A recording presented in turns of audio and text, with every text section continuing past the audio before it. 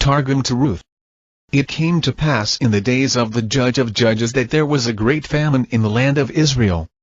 10 great famines were decreed by heaven to be upon the earth, from the day on which the world was created until the coming of the King Messiah, to admonish therewith the inhabitants of the earth. The first famine was in the days of Adam. The second famine was in the days of Lamech. The third was in the days of Abraham. The fourth famine was in the days of Isaac. The fifth famine was in the days of Jacob.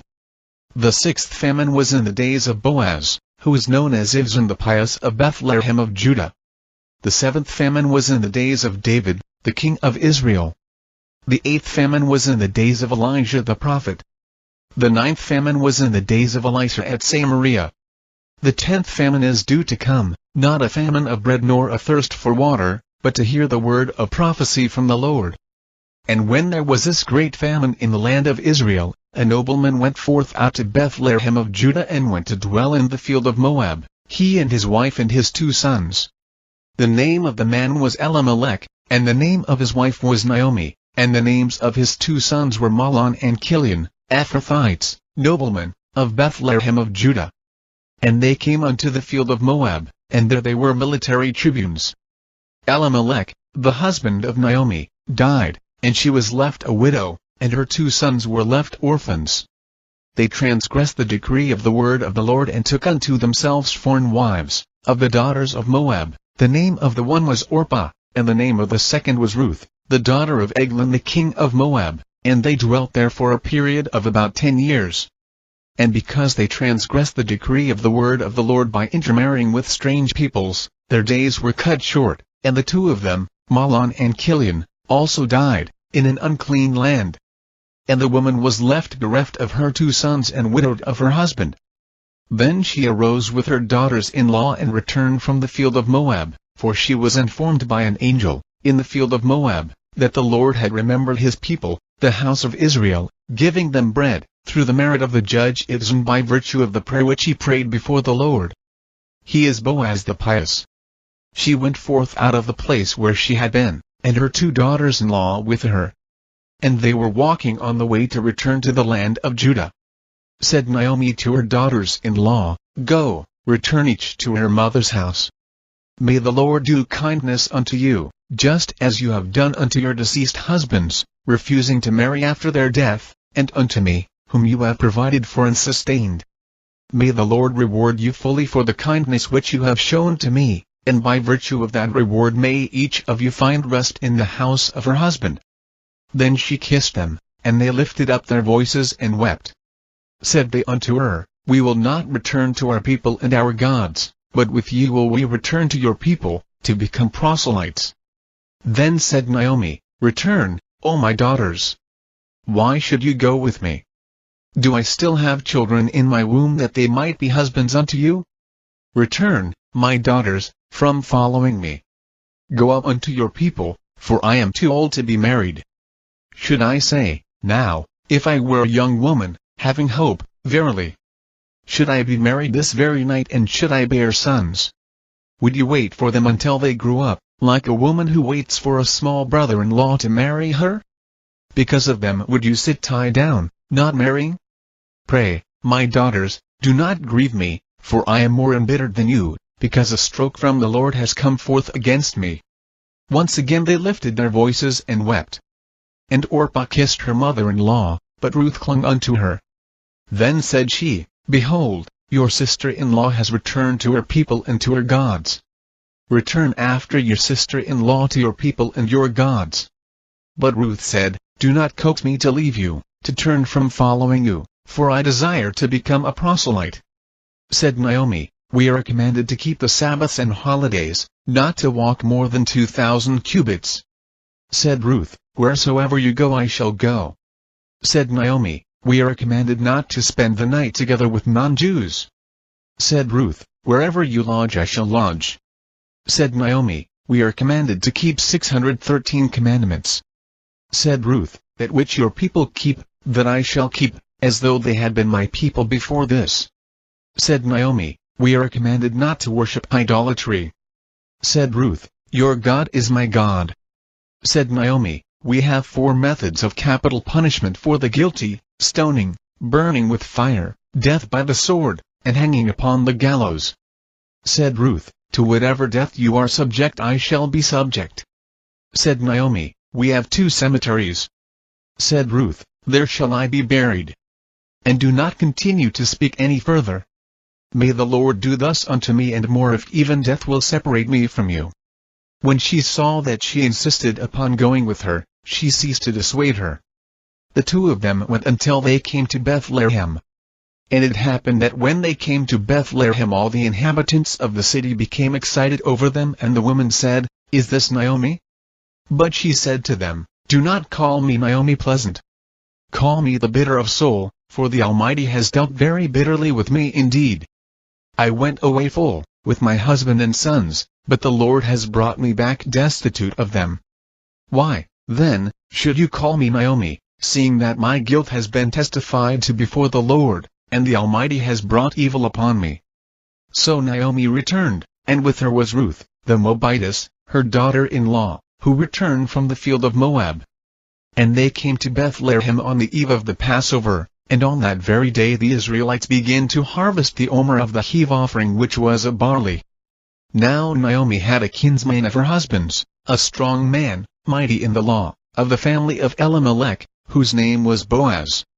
And Ruth, the Moabitess, said to Naomi, Let me go now into the field and gather among the ears of grain after him in whose eyes I may find favor. She said to her, Go, my daughter. So she departed and went up and gleaned in the field after the reapers, and she chanced upon the part of the field that belonged to Boaz, who was of the family of Elimelech. And behold, Boaz came from Bethlehem, and he said to the reapers, The word of the Lord be at your assistance. They replied, The Lord bless you. Then said Boaz to his servant whom he had appointed overseer of the reapers, Of what nation is this young woman? The servant who was appointed overseer of the reapers answered thus, She is a young woman of the people of Moab who returned with Naomi from the field of Moab, and has become a proselyte. She said, Please let me gather and glean the ears of grain among the sheaves, that which is left by the reapers. So she came and has remained since early morning even until now. It is but a short while that she is sitting in the house a little. Then said Boaz to Ruth, Will you not listen to me, my daughter? Do not go to gather grain in any other field, nor leave this place to go to another nation, but continue here with my young women. Mark the field that they will reap, and follow them. Have I not charged the servants not to touch you? And when you are thirsty, go to the vessels and drink the water which the servants have drawn. Then she fell on her face and bowed to the ground, saying to him, Why have I found favor in your eyes that you should befriend me, seeing that I am of a strange people, of the daughters of Moab? Of a people which has not the merit to intermarry with the congregation of the Lord? Boaz replied thus, It has been told to me on the authority of the sages, that when the Lord decreed against intermarriage with Moab, he did not decree against the women, but against the men. Through prophecy I have been informed that kings and prophets are destined to descend from you, because of the kindness which you have shown your mother-in-law, in that you supported her after your husband died, and you left your gods and your people, your father and your mother and the land of your birth, and have gone to become a proselyte and to dwell in the midst of a people with whom you were unacquainted before. May the Lord reward you well in this world for your good work, and may you receive full recompense from the Lord, the God of Israel, in the world to come, because you have come to be a proselyte and to seek shelter under the shadow of his glorious presence. Through that merit you will be saved from the punishment of Gehenna, so that your portion will be with Sarah and Rebekah and Rachel and Leah. Then she said, May I find favor with you, my Lord. Verily, you have comforted me by declaring me eligible to join the congregation of the Lord, and you have spoken comfortingly to your maidservant by assuring me of possessing the world to come, like a righteous woman, although I have not the merit of having a portion in the world to come even with the least of your maidservants. At mealtime Boaz said to her, Come here and eat of the bread, and dip your food in the broth cooked in vinegar. So she sat down beside the reapers, and he handed her some roasted meal. She ate and was satisfied and left some over. When she arose to gather ears of grain, Boaz commanded his servants, let her gather even among the sheaves, and do not put her to shame. Indeed, drop some of the bunches, and leave them for her to glean, and do not reprimand her." So she gathered ears of grain in the field until evening, then she threshed the ears of grain that she had gathered, and the amount was about 3 seah of barley. She carried it and went up to the city, where her mother-in-law saw what she had gleaned. Then she took out of the bag the food which she had left over after being satisfied, and gave it to her. And her mother-in-law said to her, "Where did you glean today? Where did you win favor to work? May the man who showed himself friendly to you be blessed." And she told her mother-in-law with whom she had won the favor to work. "The name of the man with whom I won favor today is Boaz," she said. Then Naomi said to her daughter-in-law, "Blessed be Lie by the holy mouth of the Lord, who has not withheld his kindness from the living or the dead. The man is a relative of ours," she continued. "He is of our redeemers." "Verily," said Ruth the Moabitess, "he also said to me, 'Continue with my servants as long as it takes them to finish all my harvests.'" Then said Naomi to Ruth her daughter-in-law, "It is well, my daughter, that you should go out with his young women, so that they might not meet you in any other field." So she joined up with the maidservants of Boaz, reaping until the completion of the harvest of barley and the harvest of wheat. And she dwelt with her mother-in-law. Naomi, her mother-in-law, said to her, "My daughter, I swear that I shall not rest until I have found comfort for you, that it might be well with you.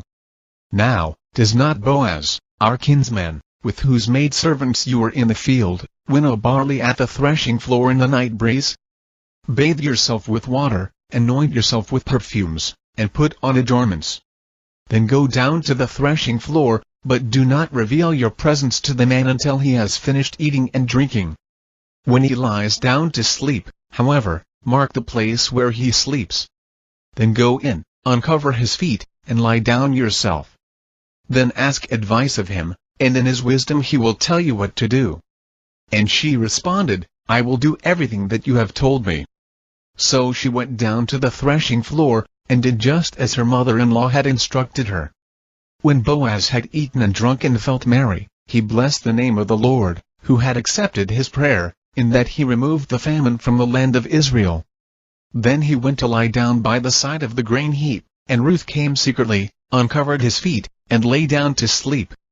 And it happened at midnight that the man shuddered and trembled, and, as a result, his flesh became as soft as a boiled turnip.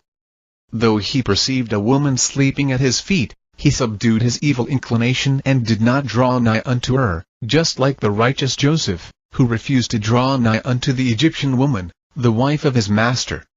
And just like the pious Paltiel, the son of Laish, who placed a sword between himself and Michal, the daughter of Saul and wife of David, refusing to approach her. "Who are you?" said he. She responded, "I am Ruth, your maidservant. Let your name be called over your maidservant, by taking me to wife, inasmuch as you are a redeemer." Said he, "Blessed be you before the Lord, my daughter. The last good deed which you have done is better than the first. The first was that you became a proselyte, and the last, that you made yourself like a woman who waits for a small brother-in-law until he grows up, refraining from following young men, whether poor or wealthy, in order to carry on immoral relations with them. And now, my daughter, do not fear. What you say to me I will do for you, since it is known to all who sit at the gate, the great Sanhedrin, of my people, that you are a righteous woman and have the strength to bear the yoke of the commandments of the Lord. Now, in truth, I am a redeemer, but there is also another redeemer who is better qualified to redeem than am I.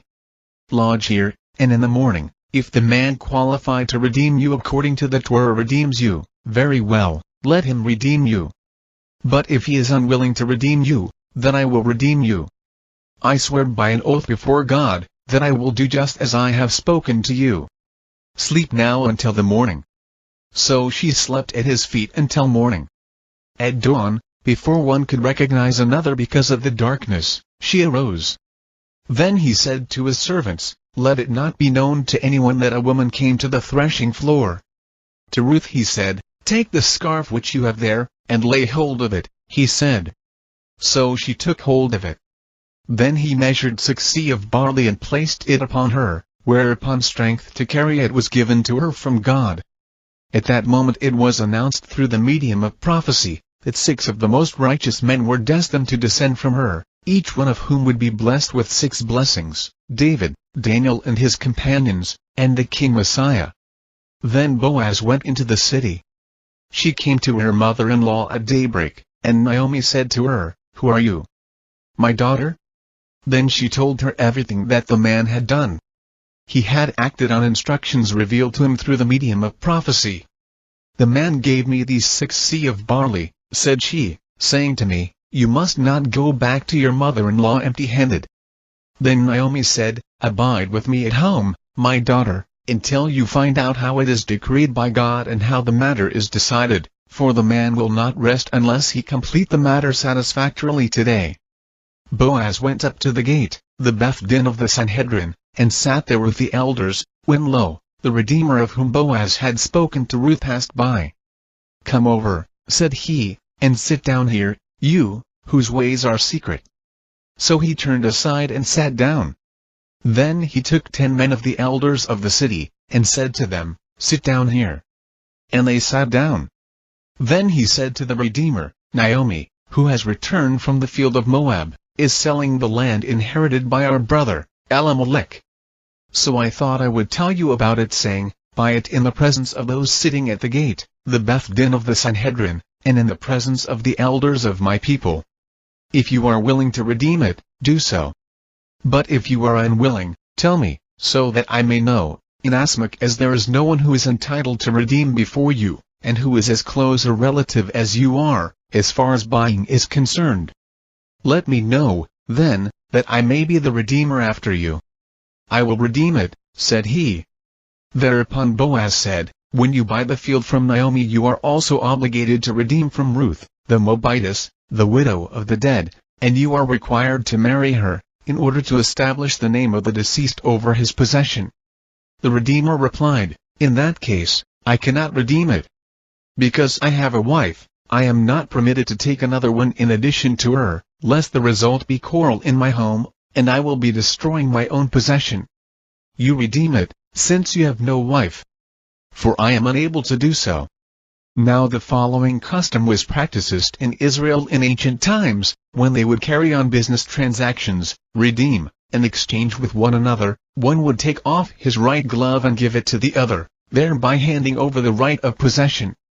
In this manner the house of Israel was accustomed to make transactions with one another binding, in the presence of witnesses. When the Redeemer said to Boaz, "Put forth your hand for the act of acquisition, and buy it yourself," Boaz took off his glove and made the purchase. Then Boaz said to the elders and to all the people, "Be my witnesses today that I have bought from Naomi all that belonged to Elimelech and to Mahlon and Chilion. Also Ruth, the Moabitess, the widow of Mahlon, have I acquired to be my wife, in order to set up the name of the deceased over his possession, that the name of the dead may not be destroyed from among his brothers, and from the gate, the Sanhedrin, of his place. You are my witnesses today." Then all the people who were at the gate, the Sanhedrin, and the elders, replied, "We are witnesses. God grant that this woman who comes to your home, be like Rachel and Leah, both of whom built up the house of Israel, our father, with 12 tribes. Do valiantly in Ephrath, and become famous in Bethlehem. And from the offspring which the Lord will give you by this young woman, may your house prosper like that of Perez, whom Tamar bore to Judah." So Boaz took Ruth, and she became his wife. And he had intercourse with her, and God gave her conception, so that she bore a son. Then the women said to Naomi, "Blessed be the name of the Lord, who has not left you without a redeemer today. May the boy's name be among the righteous of Israel. He will be life sustenance to you and provide your old age with delights. For your daughter-in-law, who loves you, she, who during your widowhood was better to you than many sons, gave birth to him." So Naomi took the boy and put him in her bosom, and was his nurse. And the women of the neighborhood named him, saying, "A son has been born to Naomi." They called his name Oved. He was the father of Jesse, the father of David. Now this is the genealogy of Perez. Perez begot Hezron. Hezron begot Ram, and Ram begot Amminadab. Amminadab begot Nahshon, who was the head of the household of the tribe of Judah, and Nahshon begot Salma the righteous. He is the Salma of Bethlehem of Judah, and Netopha, whose sons abolished the guards which the wicked Jeroboam had set over the highways. They served their father, and were becoming children, like Baam. Salmon begot the judge, Ibzan, who is identical with the righteous Boaz, because of whose merit the Israelite people were saved from their enemies, and because of whose prayer the famine ceased in the land of Israel. Boaz begot Ov, who served the Master of the universe with perfect heart. Now Ov begot Jesse, who is called Nahash, because no corruption and perversion, for which he might be delivered into the hands of the angel of death, who would take his life from him, were found in him. He lived a long time, until the serpent's counsel to Eve, Adam's wife, to partake of the fruit of the tree, the eating of which resulted in wisdom to distinguish between good and evil, was recalled before God. Because of that counsel, all inhabitants of the earth are mortal, and as a result of that blunder, the righteous Jesse died. He is Jesse, who is the father of David, the king of Israel.